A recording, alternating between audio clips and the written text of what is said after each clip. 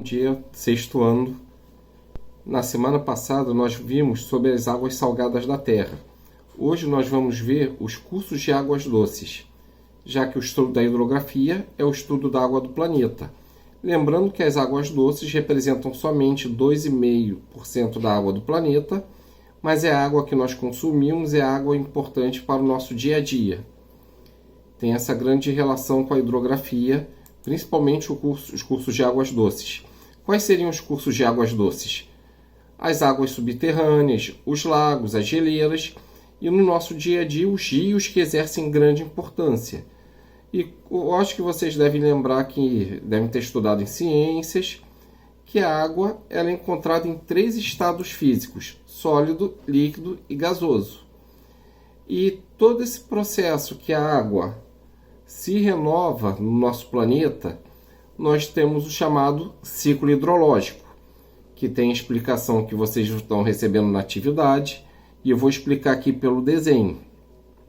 Primeiramente, o que acontece com o calor, com toda a água no estado líquido?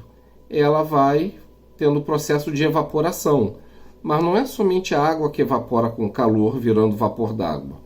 Existe o fenômeno da chamada evapotranspiração. O que seria evapotranspiração? É a perda de líquido da vegetação, já que os vegetais também têm líquido no organismo, e com o calor, aquele líquido acaba vindo se transpirando, juntando com o vapor de água do nosso planeta. Lembrando que, para vocês terem uma noção, na região norte do Brasil, na área da Amazônia, mais ou menos 50% da chuva ocorrente ali é graças a esse fenômeno da chamada evapotranspiração. O que acontece? Vem essa evaporação. Após a evaporação, o vapor de água armazenado na atmosfera chega em lugares mais frios. E o que vem acontecendo depois dessa água no estado gasoso? Ela vem na forma de precipitação, propriamente dito em forma de chuva. Depois que vem a evaporação, as nuvens, ocorrem as chuvas. E o que acontece com as chuvas? Elas alimentam a água dos rios, elas vão entrando no solo, vão infiltrando no solo até chegar a um ponto impermeável, que a rocha não passa, formando os lençóis de água subterrânea, como é o caso do lençol freático e do lençol artesiano. Sempre tem essa grande importância. Nos pontos mais altos podem acontecer em lugares bem mais frios. Essa chuva, essa precipitação vem na forma de gelo, neve ou até granizo, e o excesso de água na superfície ela vai escoando pela superfície, sendo absorvido no solo, alimentando os lençóis freáticos e também alimentando a água dos rios e oceanos, que se renovam com as chuvas. E sempre esse ciclo está em constante circulação. A partir do momento que ela retorna no estado líquido, ela alimenta a água dos rios, o calor faz com que ela evapore novamente. Nós vamos ver os principais cursos de água doce a partir disso. Primeiramente, os rios. Só lembrar uma coisa dos rios: é o curso de água que nós utilizamos, tem grande importância para nós no dia a dia. Quais motivos? Quase tudo que nós necessitamos relacionado à água doce vem dos rios. Graças aos rios que nós temos aqui a energia elétrica, que mais de 92% da energia elétrica do Brasil vem através da água dos rios em usinas hidrelétricas. No caso da navegação, em lugares mais planos, os rios são favoráveis à navegação, como há muito na região norte do país. Como o caso na agricultura, na irrigação, além do lazer, que em vários locais, por meio de cachoeiras ou então em banhos em áreas de rios, que tem nas áreas que não são litorâneas, pelo interior do Brasil, é bastante praticado o lazer em rios. E os rios, eles têm algumas características que eu vou explicar a partir dos desenhos. Eles sempre têm um início, um meio e um fim, o trajeto de um rio. Sempre o rio ele nasce em uma nascente. A nascente, muitas vezes, dos rios são em regiões bastante altas. Ele vai percorrendo um trajeto, ele tem seu trajeto todo, até ter o deságue dele, ou seja, até o fim dele, onde os rios se desaguam na foz. Geralmente a foz é para encontro de outro rio, ou então diretamente com o mar. ou seja, o rio nasce na nascente e deságua na foz. E os rios podem ser de duas formas, perenes ou temporários. Perenes são aqueles que nunca secam. A água dos rios está sempre se renovando. Já os temporários não. Em regiões como no interior do país, no sertão nordestino, em áreas de clima semiárido, chega um período de seca que aquele rio seca, ele volta a partir de um período de chuva. Teria esse detalhe. E a alimentação das águas do rio, para eles se renovarem, aqui no Brasil é da forma pluvial, que é a partir das chuvas. Em países com regiões montanhosas, até o caso do rio Amazonas, que ele nasce na América do Sul, mas não no Brasil.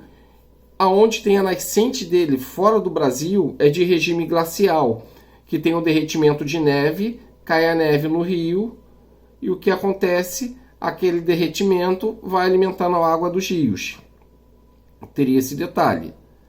Outra coisa, todo rio ele tem um rio que utiliza a água do principal. Esse rio que utiliza a água do principal, que acaba desaguando nele, é o rio afluente. E existem os rios chamados subafluentes, que utilizam a água do rio afluente. Todo território que é drenado por um rio principal, pelos rios afluentes e pelos rios subafluentes, nós damos o nome de bacia hidrográfica, que o estudo dos rios sempre é estudado por meio de bacias hidrográficas, que é essa região drenada por um rio principal, seus afluentes e subafluentes, todo esse território que tem essa relação com a água dos rios. Onde está aqui, por exemplo, nesse desenho, o tracejado amarelo. E as bacias hidrográficas, aqui no Brasil, nós somos muito privilegiados, que a maior bacia hidrográfica do mundo, a bacia amazônica, ela está aqui no território brasileiro, que inclusive vai ser o tema da próxima aula sobre bacias hidrográficas brasileiras. E aqui no desenho abaixo são os elementos existentes nos rios, como aqui sendo mostrado, os rios nascendo em regiões mais altas, onde vocês podem ver cascatas, que após a nascente dos rios, muitos já viram cachoeiras. As cachoeiras são nos lugares mais altos, onde tem a queda d'água, que é a parte do rio que muitas pessoas utilizam para lazer. Como aqui nós podemos ver na seta vermelha do rio principal, os rios afluentes. Como nós podemos ver o chamado empause, aqui é o trajeto do rio, que ele é sinuoso, que ele não é reto. Ele tem um encurvamento. Como esses encurvamentos, várias curvas, dão o nome de meandros. E o rio tem seu deságue aqui, passando pelo curso alto, médio para baixo. E aqui nós temos a foz do rio. Quando a foz é chamada foz em delta, porque tem áreas de terra na foz do rio, fazendo que ao invés da foz saia em uma direção a água, vai em várias direções diferentes, se esquivando por essas partes formadas por terras. Outro exemplo de águas doces são as águas subterrâneas, aquelas que nós encontramos abaixo da superfície, como é o caso do lençol freático, que é onde assim a parte mais rasa para se encontrar água na camada do solo, que é mais próxima da superfície, e até a mais fácil de extrair, e muitas vezes, como se vê, os chamados poços artesianos, que aquele lençol artesiano às vezes tem que perfurar o solo com uma grande distância assim, de profundidade para poder pegar a água mais profunda, que tem que usar maquinário. E geralmente a água é retirada ali somente por bombas de sucção. Aqui nós temos aquela parte que quando a água infiltra no solo, vai para o lençol freático. Tanto que a captação de água é por meio de poços. E aqui nós podemos ver no desenho o poço simples, que é achado no lençol freático, que em áreas rurais é o mais comum. A profundidade chega no máximo a 20 metros. Já um poço artesiano, aquele ali pode ter uma profundidade de 50 até 2.000 metros. Aquele que tem uma maior dificuldade para poder captar água. Até mesmo que tem que ter equipamento moderno para sucção. E temos entre o poço simples, que é o do lençol freático, o poço artesiano do lençol artesiano, o semi-artesiano, que está assim entre os dois, que também utiliza bombas, compressores de ar como bomba que muitas pessoas têm para captar águas em cisternas, por meio de tubulação, que a profundidade pode estar entre 20 a 50 metros. E aqui é um desenho da contaminação do lençol freático.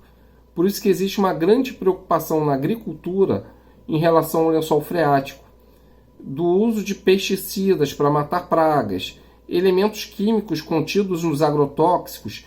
Muitas vezes eles podem contaminar o lençol freático, que a partir do momento que esses inseticidas, pesticidas, outros elementos nocivos, quando chove, eles vão junto com a água infiltrando no solo, contaminando o lençol freático, que é o mais utilizado nas áreas rurais, que, apesar de ser o mais raso, é aquele mais praticado pelo baixo custo.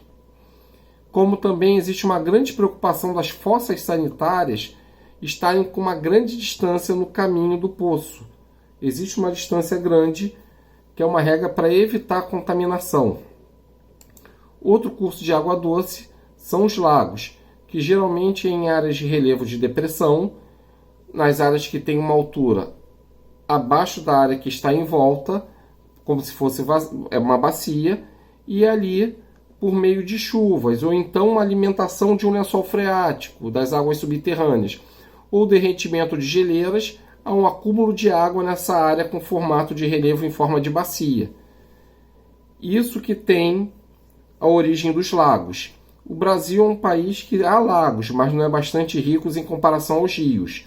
E nós podemos ver alguns exemplos de lagos, como tem o caso das geleiras, que são encontradas nas regiões polares, que é aquela área assim, de água que foi congelada pelas baixas temperaturas, e quando há um pouco de alta temperatura, o gelo se depreende de regiões bastante elevadas, ou então nas áreas polares, que são os lugares que encontramos gelo, que já que nas regiões elevadas, quanto mais alto, mais frio, cai aquela neve, cai aquela geleira, quando ela cai, descongelando, faz com que alimente a água dos rios e a água dos lagos. E a disponibilidade de água doce no planeta, lembrando que o nosso planeta, que eu já falei em aulas anteriores, 2,5% somente formado por água doce, mas a água potável para consumo, principalmente a rios, não chega nem 0,5% dessa água. E o que acontece muito, além dessa escassez de água? Falta de chuvas em algumas regiões, a poluição das águas dos rios, a grande desigualdade na distribuição de água faz com que alguns países tenham grandes reservas de águas e outras não. O Brasil, por exemplo, é um país privilegiado, onde eu estou aqui com a setinha, que vocês podem ver pela legenda. O continente americano, grande parte dele é privilegiado. Países com nenhuma escassez de água são esses em azul marinho, países ou territórios. Os territórios com alguma escassez física de água estão em vermelho. Os que estão de cinza porque não houve assim, uma pesquisa profunda. Os que estão de amarelo têm assim, uma escassez econômica de água que é um controle porque já não tem aquelas grandes reservas de água e casos preocupantes. E todos que estão de laranja são aqueles que a escassez de água é muito crônica. Espero que não tenha ficado nenhuma dúvida. Qualquer dúvida, eu vou estar no aplicativo na parte da manhã, podendo tirar dúvida, e também pelo WhatsApp. Um bom dia e boas atividades.